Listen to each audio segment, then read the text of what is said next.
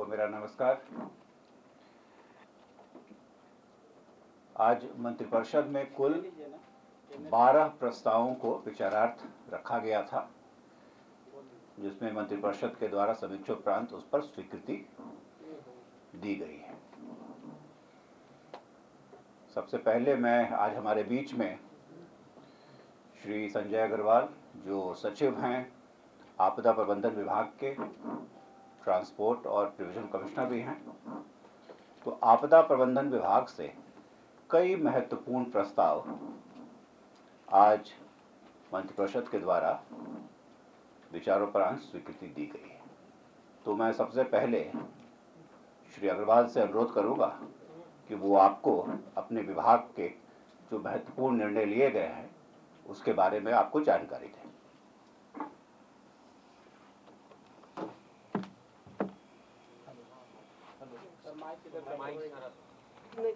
ये वाला दे दीजिए।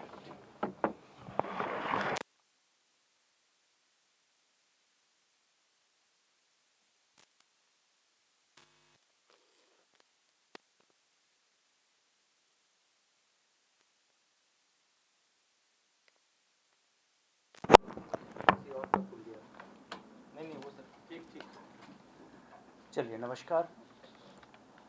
आज मंत्रिपरिषद के द्वारा जो पिछले महीनों जो बाढ़ की स्थिति उत्पन्न हुई पूरे बिहार में, कुल 4 चरण में बिहार में बाढ़ की स्थिति उत्पन्न हुई। अभी पिछले हफ्ते भी अतिवृष्टि के कारण कई जगह प्रभावित हुए क्षेत्र, तो उन सभी क्षेत्रों का माननीय मुख्यमंत्री जी के निर्देश पर विस्तृत सर्वेक्षण करवाया गया। माननीय मुख्यमंत्री जी के द्वारा लगातार हवाई सर्वेक्षण भी किए गए, कई जगह स्थल निरीक्षण किया गया और सभी जिला पदाधिकारियों के साथ जो बैठकें की गई, उसके आलोक में उनके द्वारा एक समय सीमा निर्धारित की गई थी कि 12 तारीख से पूर्व हम लोग पूरे क्षेत्रों का सर्वेक्षण करें और जो लोग पीड़ित हैं, चाहे हमारे किसान भाई हो, चाहे अन्य परिवार हो, जो भी बाढ़ से पीड़ित हुए हैं, उनको सही समय पर हम लोग राहत प्रदान करें। इसके आलोक में, माननीय मुख्यमंत्री जी के निर्देश के आलोक में, सभी जिला पदाधिकारियों से प्रभावित क्षेत्रों का सर्वेक्षण करवाया गया और ये देखा गया कि इस साल बाढ़ के कारण और अतिवृष्टि के कारण बड़ी संख्या में खेत खलिहान प्रभावित हुए और 6,64,000 हेक्टेयर भूमि में जो फसल लगी हुई थी उसमें 33% से अधिक की बर्बादी हुई। इसके अलावा 1,41,000 हेक्टेयर ऐसी भूमि थी जहां जल जमाव के कारण लोग खेती ही नहीं कर पाए। माननीय मुख्यमंत्री जी के द्वारा पिछले महीने जो समीक्षा की गई उसमें ये शिकायत आई थी कि कई किसान जल जमाव के कारण खेत में बीजारोपण ही नहीं कर पाए, तो फसल क्षति का प्रश्न कैसे उठेगा। तो माननीय मुख्यमंत्री जी के द्वारा इस संबंध में सभी प्रभारी मंत्री जी को निर्देश दिए गए कि वो अपने अपने क्षेत्रों में जाएं और इसकी समीक्षा करें।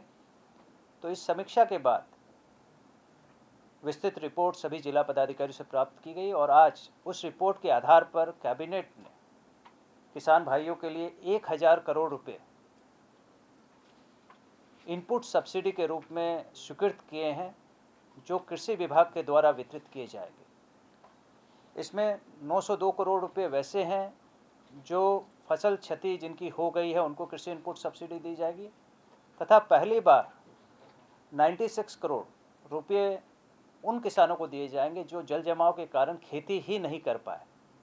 तो इस प्रकार 1,000 करोड़ रुपये किसान भाइयों के लिए आज स्वीकृत किए गए हैं और इसके आवेदन कृषि विभाग द्वारा शीघ्र प्राप्त करने लगेंगे और इसका अनुदान का वितरण भी किया जाएगा। इसके अलावा बाढ़ में हम लोगों ने 870 करोड़ रुपये अनुग्रह जीआर के रूप में भी बांटे हैं। 6,000 रुपये प्रति परिवार के हिसाब से वितरण किए गए हैं। 870 करोड़ जीआर, और वो बढ़ चुका है 6,000 रुपये प्रति परिवार के हिसाब से। वो सीधे बैंक खातों में भेजे गए हैं 14,50,000 परिवारों को, और अब थोड़ा बहुत बचा है, उसको भी हम लोग इस महीने के अंत तक ये कार्य पूरा हो जाएगा। तो इस प्रकार कृषि अनुदान, इनपुट सब्सिडी और अनुग्रह जीआर की राशि में लगभग 1870 करोड़ रुपए अभी बाढ़ प्रभावितों के बीच में सीधे वितरण किए जा रहे हैं। और इसमें ये जो मैंने बताया कि प्रति भूमि को पहली बार शामिल किया गया है और उसमें 1,41,000 हेक्टेयर में किसानों को इसका फ़ायदा मिलेगा। धन्यवाद सर। तो हाँ, एक एजेंडा और कोविड वाले बारे में देखिए, राज्य सरकार के द्वारा कोविड से जो भी पीड़ित परिवार हैं, उनके परिवार में अगर किसी व्यक्ति की मृत्यु हुई है तो राज्य सरकार द्वारा ये निर्णय लिया गया था कि 4 लाख रुपए प्रति व्यक्ति के हिसाब से हम लोग अनुदान देंगे और वो अनुदान लगातार वितरित किया जा रहा है। 8,000 व्यक्तियों को ये अनुदान ऑलरेडी वितरित किया जा चुका है। 1,500 लोग अभी बचे हैं जिनको अनुदान के आवेदन अभी प्राप्त हो रहे हैं, उनको भी वितरित करने के लिए राशि उपलब्ध करवा दी गई है। इस बीच में सुप्रीम कोर्ट के डायरेक्शन पर जो SDRF नॉर्म्स में 50,000 रुपये अतिरिक्त देने का भी फैसला आज कैबिनेट ने लिया है। आज कैबिनेट ने यह फैसला लिया कि 50,000 रुपये हम लोग 4 लाख रुपये के अतिरिक्त देंगे, अर्थात जिन लोगों को पहले 4 लाख रुपये मिल चुके हैं उनके खातों में 50,000 रुपये की अतिरिक्त राशि भेजी जाएगी। और ये इसके लिए राज्य सरकार ने 50 करोड़ रुपये आज स्वीकृत किए हैं ताकि पीड़ित परिवारों को शीघ्र अतिशीघ्र मदद दी जा सके। ये राशि जिला पदाधिकारियों को भेजी जा रही है और जिला पदाधिकारियों ने जिन्होंने पहले 4 लाख रुपये जिन परिवारों को दिए हैं उनको ये राशि उपलब्ध कराएंगे और जो शेष परिवार अगर बच गए हैं उनके लिए भी राशि उपलब्ध करवाई जाएगी। कृषि वाले में है सर, हाँ बताएं। जो भी क्षति के लिए पैसा हुआ है तो आप किसान से आवेदन लिया जाएगा ना सर? हाँ बिल्कुल, इसमें देखिए कृषि विभाग का ये सेट प्रोसीजर है कि कृषि विभाग ऑनलाइन आवेदन, जो भी पीड़ित या किसान हैं वो आवेदन भरते हैं, उनका एक पोर्टल है और उसी के तहत वो लेते हैं और फिर इसकी जांच कर करके सीधा वो भुगतान किसान के खाते में DBT के माध्यम से होता है।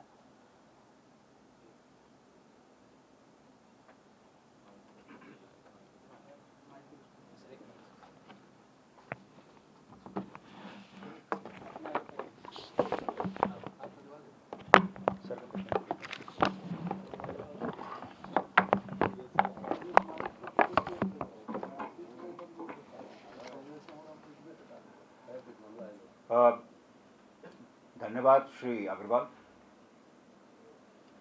अब बाकी जो आपदा प्रबंधन के अतिरिक्त जो निर्णय हुए हैं वो इस प्रकार हैं। कृषि विभाग के द्वारा दलहन और तेलहन दोनों को बढ़ावा देने के लिए जो मिनी किट योजना है उसके कार्यान्वयन के लिए कुल 50,61,82,000 रुपए की स्कीम की प्रशासनिक स्वीकृति और उसके व्यय की स्वीकृति आज मंत्रिपरिषद के द्वारा दी गई है। उसी प्रकार से कृषि विभाग के द्वारा एक और प्रस्ताव लाया गया था जो केंद्र प्रायोजित प्रधानमंत्री कृषि सिंचाई योजना से है कि पर ड्रॉप मोर क्रॉप।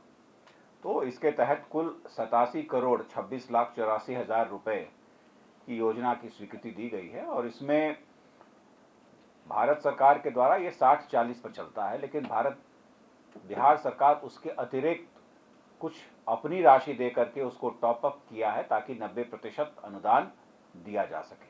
तो जो कुल 87,26,84,000 रुपए हैं उसमें से राज्यांश है, केंद्रांश है 36 करोड़ 12 लाख, उसका मैचिंग राज्यांश है 24 करोड़ 8 लाख और अतिरिक्त जो टॉपिंग अप किया गया है वो है 27 करोड़ 6 लाख।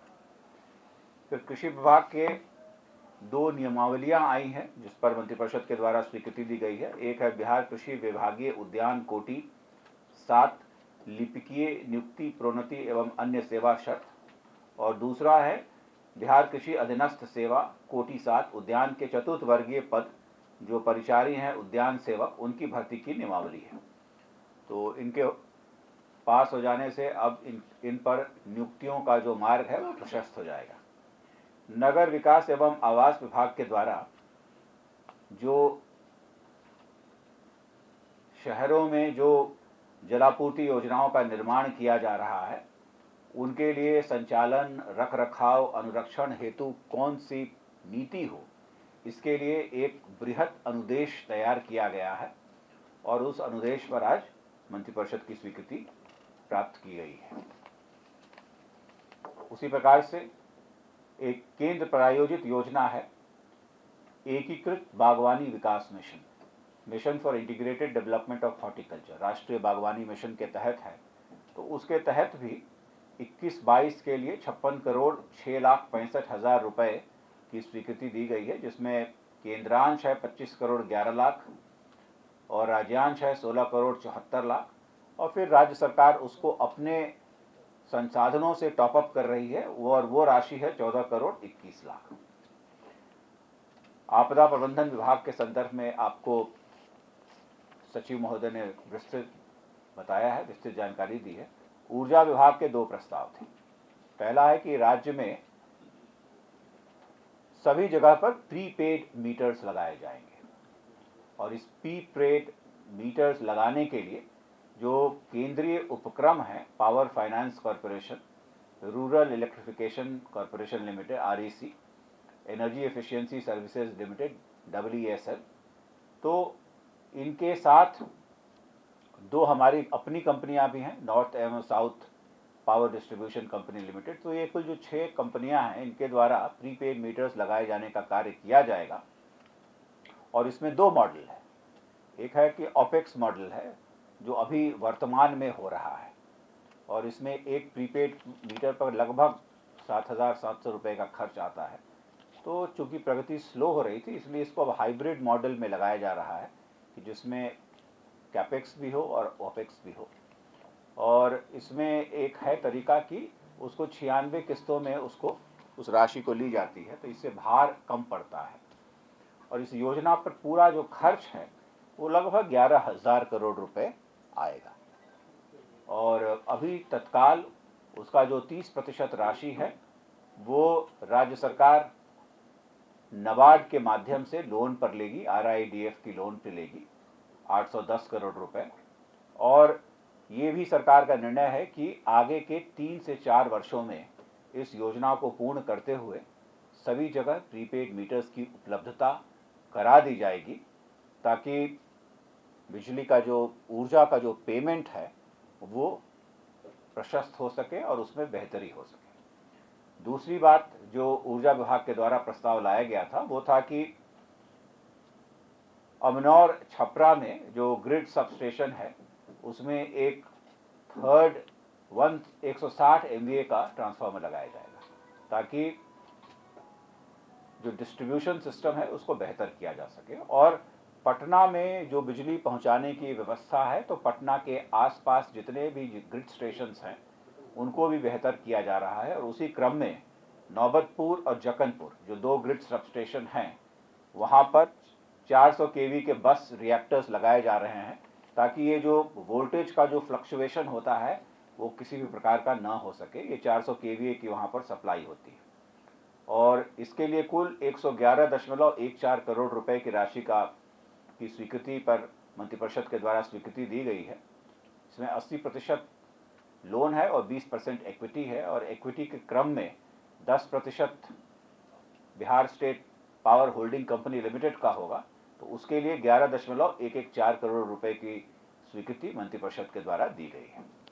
और अंततः मंत्रिमंडल सचिवालय विभाग के द्वारा दरभंगा में जो एयरफोर्स का एयरपोर्ट है वहाँ पर सिविल इनक्लेव बनाए जाने के लिए कुल 78 एकड़ ज़मीन के अधिग्रहण के प्रस्ताव पर मंत्रिपरिषद के द्वारा स्वीकृति दी गई है, जिस पर कुल राशि 336 करोड़ होगी। आपको याद होगा कि वर्ष 2019 में, सितंबर 2019 में स्वीकृति हुई थी कि वहाँ पर 31 एकड़ भूमि अधिग्रहित की जाएगी, जिस पर 123 करोड़ का खर्च होगा और ये राशि समाहर्ता दरभंगा को दे दी गई थी, लेकिन कई कारणों से, जिसमें से प्रमुख था कि उसमें इंडियन एयरफोर्स की सहमति हमें नहीं प्राप्त हो सकी, तो उसके स्थान पर दूसरा प्रस्ताव हम लोग के पास उपलब्ध हुआ है। तो ये जो 78 एकड़ है इसमें से 54 एकड़ में सिविल इनक्लेव बनेगा और 24 एकड़ रनवे के एक सिरे पे है जहाँ पर इंस्ट्रूमेंट लैंडिंग सिस्टम लगाया जाएगा ताकि ये 12 महीने में हर वक्त वहाँ पर प्लेन्स का परिचालन हो सके। आप सब लोग इस बात से वाकिफ़ हैं कि जाड़ों में दरभंगा में बहुत ज़्यादा फॉग होती है और उस फॉग में भी हवाई जहाज़ को उतरने की आवश्यकता होगी, तो ये इंस्ट्रूमेंट लैंडिंग सिस्टम लगाया जाएगा। तो ये आज कुल 12 प्रस्ताव ऐसे थे जिस पर मंत्रिपरिषद की स्वीकृति प्राप्त की गई है। आप कोई प्रश्न हो तो आप इसको पूछेंगे तो उसका जवाब दिया जाएगा।